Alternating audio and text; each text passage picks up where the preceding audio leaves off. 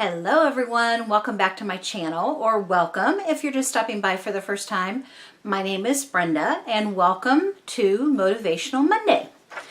And as you can tell by the title, this week is from the chapter of the weekly prayer project on the subject of lament.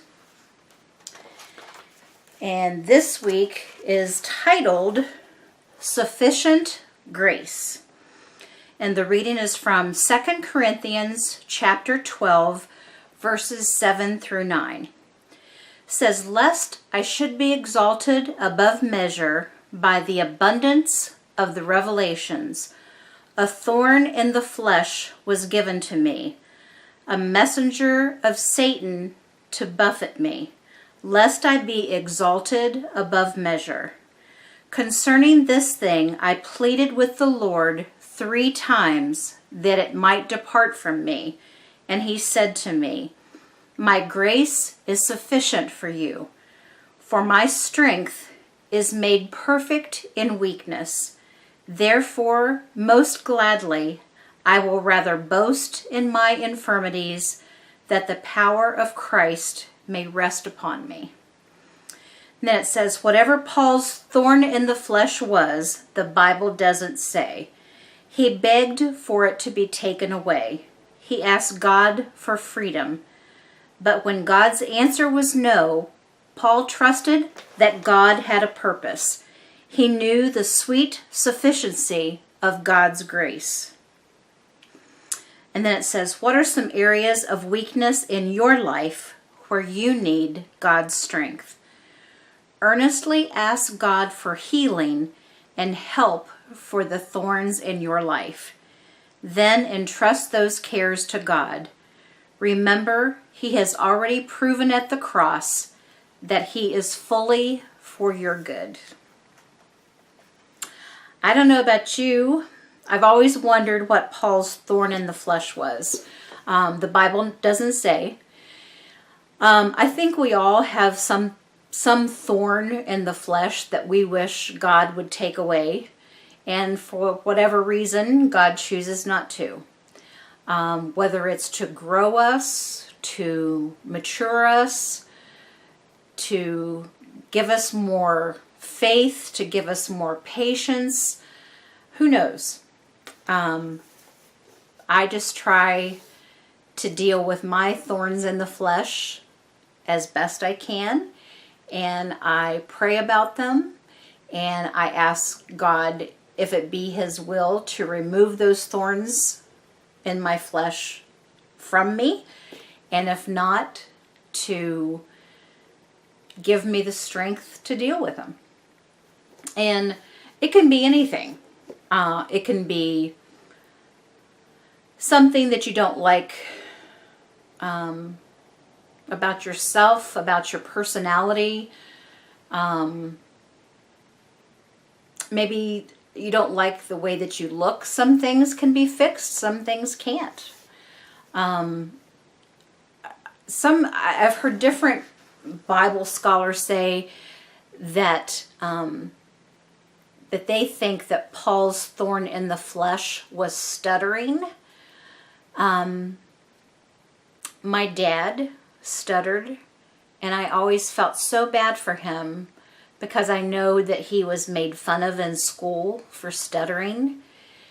And I know that that was very difficult for him, and I know that he had a lot of challenges because of the stuttering. He didn't stutter all the time, but if he got very excited about something, that's when he stuttered the most.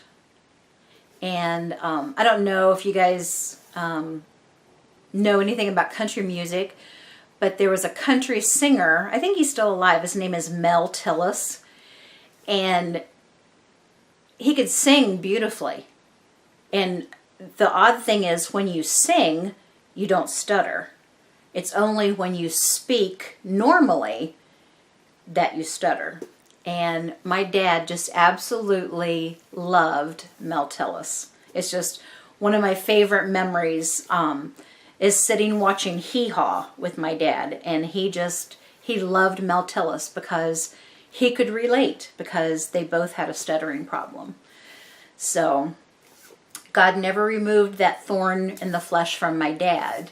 And now he's in heaven. So now I'm sure he doesn't stutter anymore. So that is from the weekly prayer project.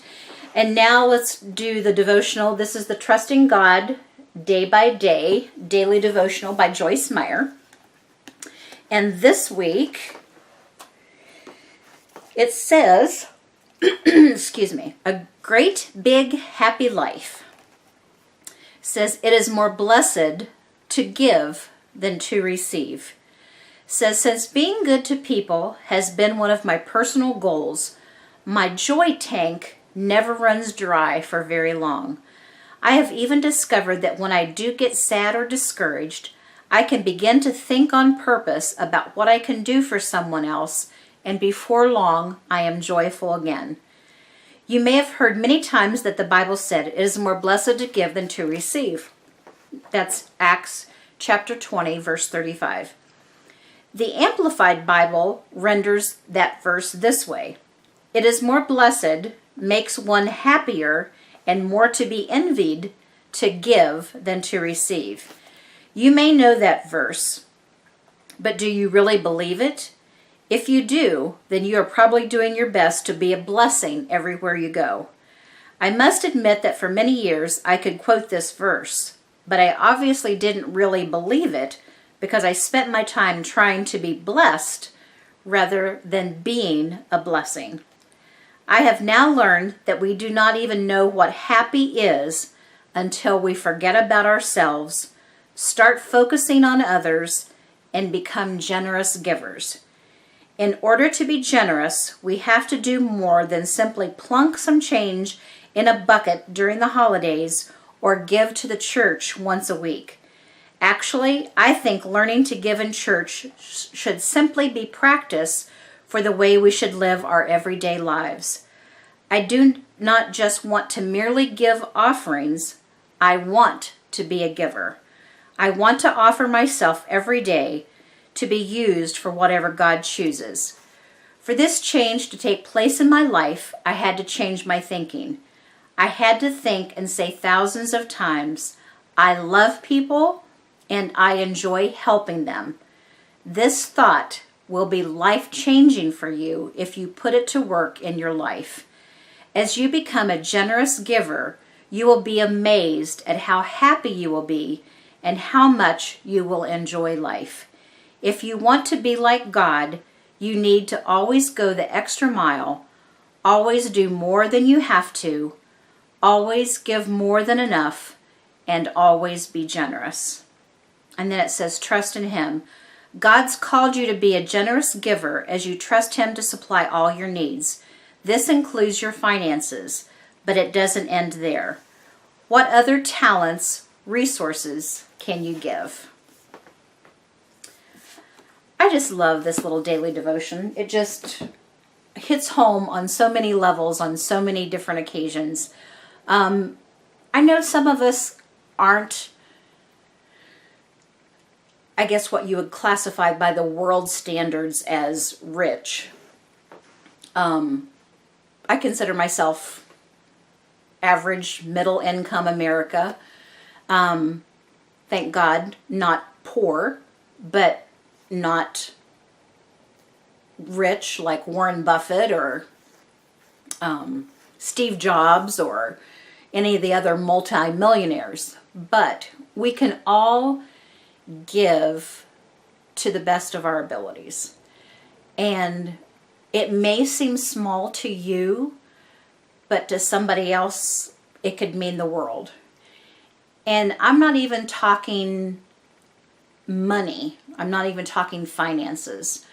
Sometimes one of the nicest things that you can do is just smile at someone. You would be amazed how that makes someone feel. It might be the only time that someone looks at them, sees them, acknowledges them, and makes them feel important all day long. I try very, very hard to look at somebody directly in the eye, make eye contact, to smile, and to say hello. Even if it's just that. If you can exchange more words than that, all the better. But if not, just smile, look at them, and make them feel special just for that moment. And I think you would be surprised. There are so many people that don't even make eye contact anymore. And I think that's really sad. I mean, we go with our heads down. Half of the time, people are looking down in their phones, they're texting, whatever, and they're not paying attention to the beautiful world around them.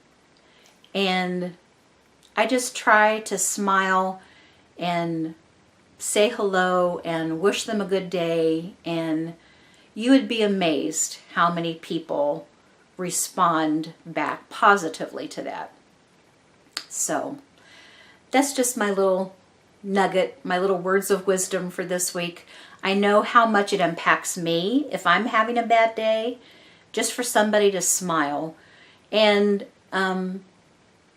for those people that are your friends or your close acquaintances, sometimes just a simple hug means the world. If somebody at work that I know is having a bad day, and I just tell them that I'm thinking of them and that I'm praying for them, and I give them a hug, it means the world.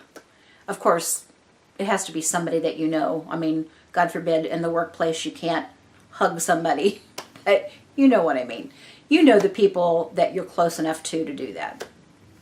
So, that is my Motivational Monday for this week. I hope it spoke to you. I hope you got something out of it. And I hope that you guys have a beautiful and blessed week. Let me know what you think of my new surroundings. I am in my craft room. I am slowly making progress in here. This used to be my daughter's bedroom, my youngest daughter Melanie's bedroom, and it is getting converted into my craft room. And this will probably be where I do my Motivational Monday series from here. All right, guys. I hope that you guys have had a great week. I hope that you have an even better week this week. And I will see you in my next video. Until then, God bless. Bye-bye.